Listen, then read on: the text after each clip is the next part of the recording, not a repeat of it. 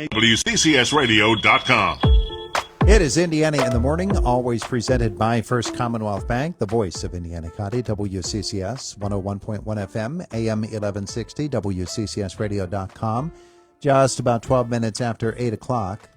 It's a Thursday morning. In the studio with us this morning, Brian Rohan is here again for another visit on behalf of the Jimmy Stewart Museum and a wonderful show he's put together. And our visit this morning is presented by Marcus & Mack, voted best law firm and best personal injury lawyer 3 years in a row in the Best of Indiana County contest. You can visit them online at marcusandmack.com. Brian, good morning. Good morning. I'm so happy to be back. I'm happy that you are. My goodness gracious. Hold that poster up. That's a great poster. There we go.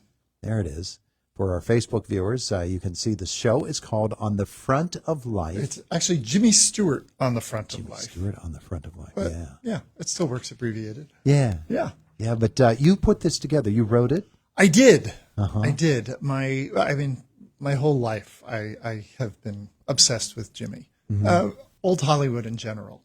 And I was always the library geek, and I loved that my school library had a cinema section. So I was checking things out, and I think the first book on Jimmy I ever checked out was called Everybody's Man. I think it was the first bio published on him. And I was always fascinated by the time in his life when he came back from the war, and the movie that he came back into the world with was It's a Wonderful Life. Mm-hmm. His most famous movie. I think that's pretty inarguable at this point. Yeah. Even though there's so many. And what happened in between there? Because there was a period of about 8 months of dormancy where he came back and he was what we call PTSD. Mm-hmm. Back then they called it flak happy. Oh, yeah. And he stayed in Henry Fonda's guest house, and which had been turned into a playroom. Henry at that point had two kids. He had Jane and Peter, his kids. So the guest house was turned into a little playroom, and Jimmy lived there.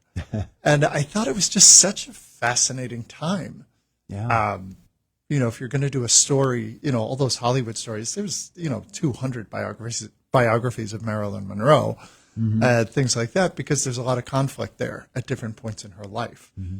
Jimmy was level-headed. Jimmy showed up for work on time. Jimmy was professional. He was well-liked. So but to find a story in there, that was definitely the time. Well, one of the interesting things to me about It's a Wonderful Life is, we think of the joy of the movie at the end. Uh-huh. There's a lot of tension, a lot of friction in that movie. Yeah. It's a very emotional performance that Jimmy puts forth. Right. And he brought a lot of that PTSD that he was suffering through at the time into the role. Yeah. Yeah, it's such a rich performance. And, before that, pre-war, he was with MGM.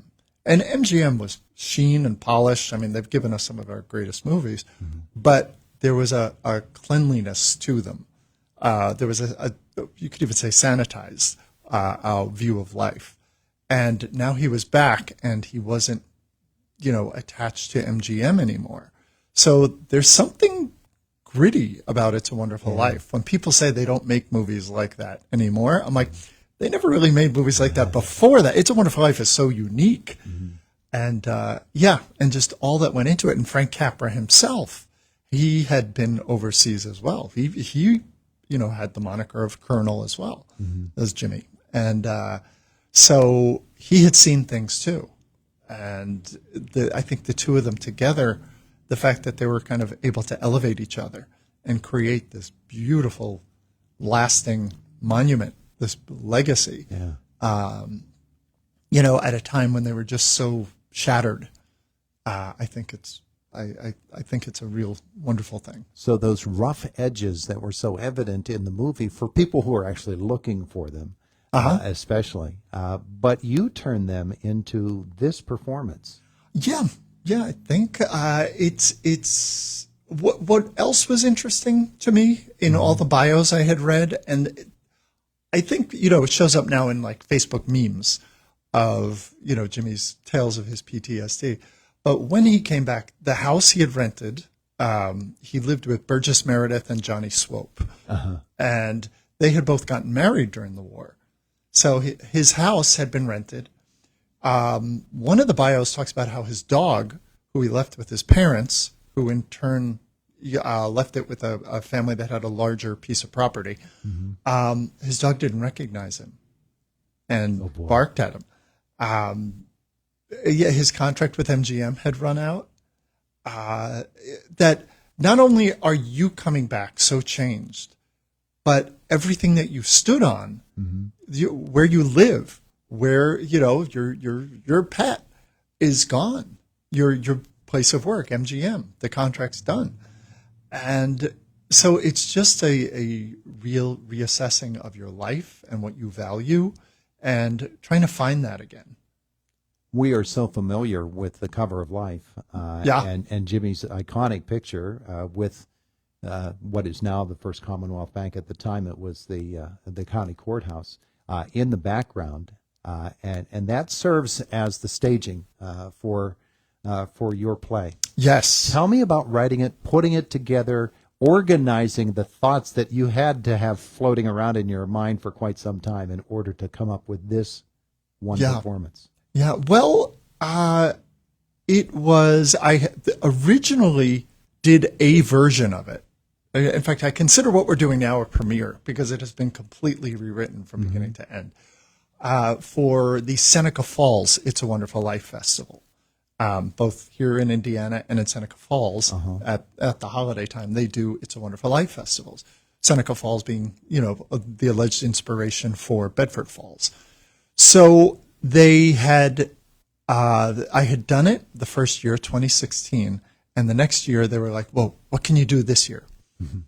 And I just threw this idea out, and the festival was like 2 months away. And they're like, that's great, do that. Because at the time they were going to honor a World War II veteran. So in 2 months, just from my wealth of knowledge and what I basically threw something together.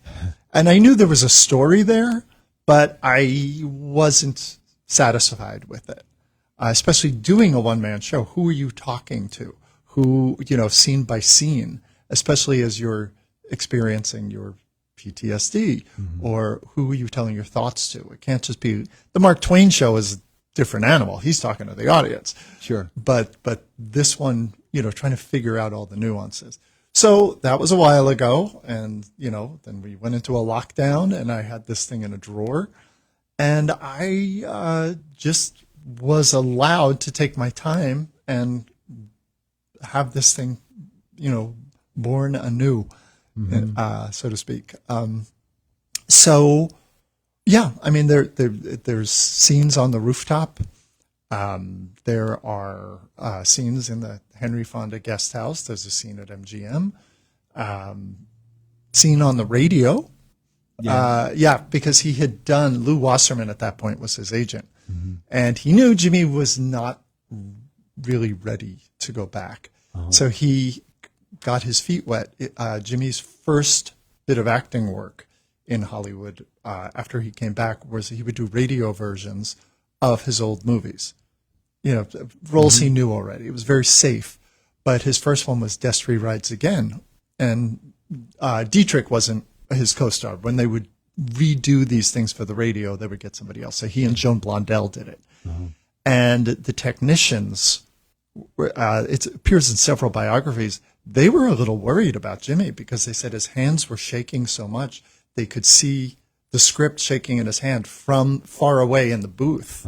And they had their fingers on the knob in case the sound of rustling pages was going to show up or be heard on the radio.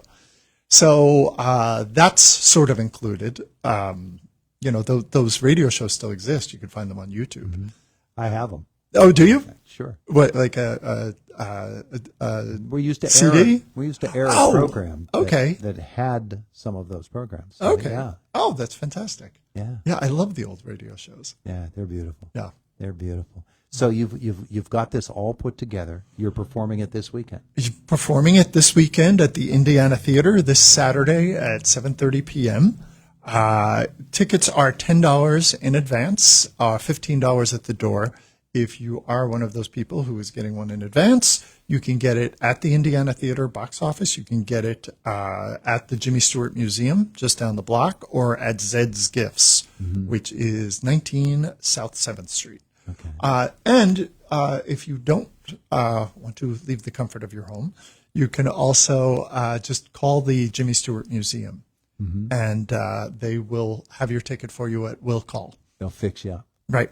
They'll fix you up. So during the play, you don't have to give everything away. But do you recreate the cover of Life? You're not going to tell us. Oh, that is to be seen. I was very fortunate. I have a good friend named Rick Carl who does this amazing scenic work. And I had gotten up to the rooftop back in 2022. And when I was up there, I just took a panorama shot of it. And he helped me. He kind of airbrushed out all the modern traffic lights. He got rid of the modern cars. He put up the Welcome Jim sign, which they have another one now. Yeah. Kind of got rid of, he turned it back to 1945 for me.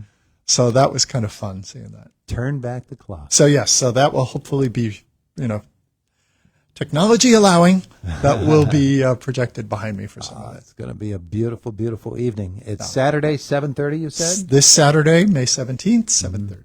Beautiful. Indiana Theater downtown. Brian, thanks so much for coming over. Thank you. Thanks for having me. It's such an honor to be here. I always have so much fun. Yeah. It's Indiana in the Morning. It is WCCS 101.1 FM, AM 1160, WCCSradio.com. Coming up, Boomer Sports. Then Matt is back with us from the WCCS newsroom.